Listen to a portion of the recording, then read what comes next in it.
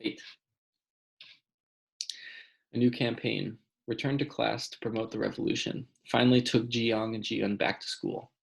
Although classes had not been back to normal, my brother and sister were in school, and that was something. I was not so lucky. It was almost November, but the junior high school teachers were still out of the city establishing revolutionary ties, and no one could enroll us new students. I was bored.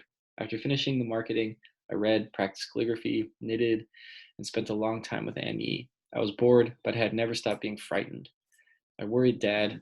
I worried about Dad. I worried about Grandma. I worried about Annie's mother too. Teacher Way's situation was very bad. She was a high school math teacher, and before the Cultural Revolution, she had been a model teacher. Her study wall was covered with certificates of merit. Now she was called a black model, and because her father was a capitalist and her mother had committed suicide, she was criticized all the more. The Red Guards at her school held struggle meetings to criticize her almost every day. During those struggle meetings, they beat her and whipped her with their belts. I had seen her coming home, surrounded by an escort of 6 or 7 shouting Red Guards. Her head was bowed down by a sign that read, "Reactionary Monster, Wei Dongli." She beat a gong and shouted, I am a reactionary teacher. I'm a reactionary monster." While I watched, she stopped shouting and tried to catch her breath. Immediately, one of the Red Guards kicked her, another cuffed her, and she began to croak out her chant one more. No matter what I did and where I went, the Cultural Revolution followed me. One cold, windy afternoon, I saw Aunt Shiwen sweeping the street. She seemed 10 years older than the last time I'd seen her. Her cheeks were hollow, and she had big bags underneath her eyes. Her once long and curled hair had been cut short and straight, like a country woman's. Outside her padded coat, she wore an old blue blouse, loose and faded, with a big patch on the elbow. She kept her eyes on her work and moved the big broom back and forth laboriously. A gust of wind threatened to scatter the pile of trash she had collected, and she scurried over to cover it with her broom to keep it from being blown away. Somehow she tripped over the broom and fell. It looked like a serious fall. She moved her hand and struggled to get up, but she couldn't seem to stand. I was about to go help her when I saw her youngest son, my cousin Shanshan, walking toward us. Shanshan would help her, and I didn't want to embarrass her by making her realize that I had seen her sweeping the alley. I drew back and walked around them quietly. After a few steps, I turned around to see if they were all right. I could hardly believe my eyes. Shanshan had walked right past his mother. She was lying there, injured, and he had not stopped to help her. He couldn't possibly have missed her. He must not have wanted to expose himself to criticism by helping someone from a black category. What a son. I took a step forward to Aunt Shiwen and stopped. Maybe I shouldn't help her either. People would probably say something if they saw me, especially since I was from a black family too. Before I could decide, old Mrs. Wang passed by and saw Aunt Shiwen on the ground. Mrs. Wang hurried over and helped. Aunt Shiwen, uh, Mrs. Wang hurried over and helped Aunt Shiwen up. Then Mrs. Wang picked up the broom and dustpan and helped Aunt Shiwen walk home. Now I remember that Shanshan had written Da Zibao after their house had been searched, formally breaking relations with his mother. I had admired him for his courage and firmness then. It was not easy to break with your mother. I could not imagine actually doing it. They had to live in the same room. Would he eat the food that she had cooked? Would he speak to her at all? And what could it be like for Aunt Shiwen? One December afternoon, when Annie and I came home from a walk, we saw a big crowd gathered in the middle of our alley. Annie turned pale and ran to the crowd, dragging me with her.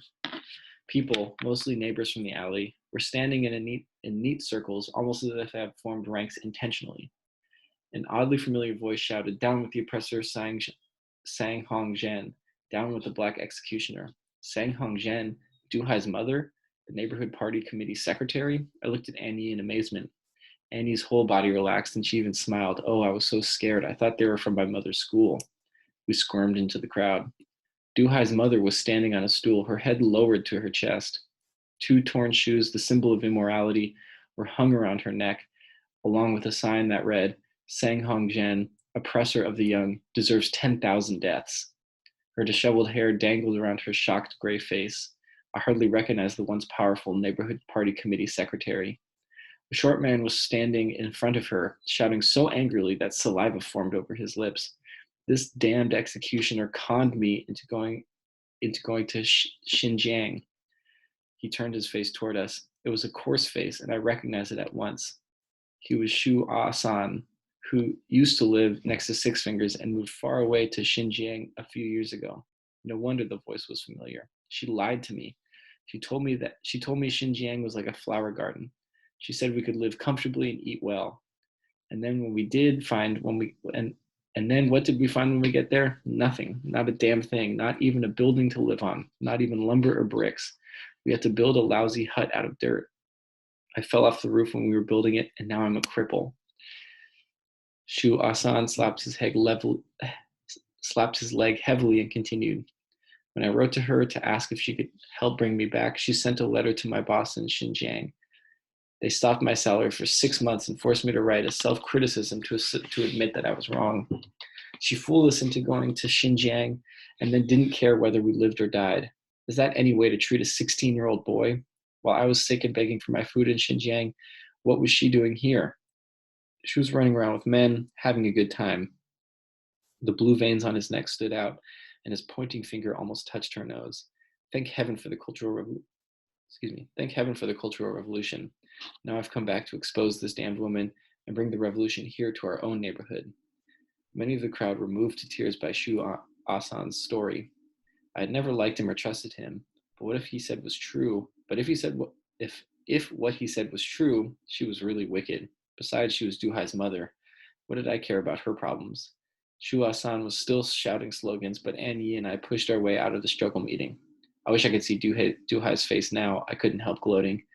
Well, you know the old saying, the wheel of fate makes a full turn every 60 years, and he said, it's their turn to suffer now. Does that mean it will soon be our turn to be on top? I asked thoughtfully. We walked on in silence. I watched our feet on the pavement. They were perfectly in step. Maybe it's really true. It seemed clear to me all of a sudden. It's just because of fate that we're being hurt. It's just fate that made us born into black families, and now the wheel of fate is turning. Maybe our families will be free of trouble soon. When I looked around me, fate seemed to be the only explanation for what was happening. A few days later, Jian was already home from school when I got back from shopping. I tiptoed up behind her and suddenly put my hand in front of her eyes, holding the colored handkerchief that I had just bought for her. Ta-da! To my surprise, she did not jump up or cry out with joy. Don't you like it? Look at these kittens. Aren't they cute? It's for you. Collecting colored handkerchiefs was her favorite hobby. Still, she did not move. I went in front of her and was about to tickle her when I saw her face. She had been crying. Her eyes were red and swollen, and she had a balled-up handkerchief in her hand. What's the matter? She did not say a word. Why were you crying? Still, there was no answer. She must be having one of her fits of temper. Ever since she was little, she would cry and refuse to say why. I knew how to deal with that. I'm going to ask your teacher. I turned around as if to go. No, don't. She pulled at my clothes. Well, then what's wrong? My school bag is gone. You lost your school bag? What happened? She began crying again. For goodness sake, stop crying and tell me what happened. She kept crying and I got angry. You're a really big girl now, aren't you? You can't even take care of your school bag and then you just cry about it. She started wailing, her chest heaving. Grandma rushed in and asked me what was wrong. I don't know. She just told me that she lost her school bag and then she started crying. I said as I threw the handkerchief angrily onto the table. I didn't lose it. It's in the schoolyard right under the classroom window, Jian said through her sobs. What? Grandma and I asked together. Why don't you pick it up? No, I'm not going to pick it up. Some boys in my class threw it out of the window. They called me a black whelp. They stood on my desk and said if I stared at them, they would dig my eyes out. Then they threw it out the window and told me to go pick it up. I won't go.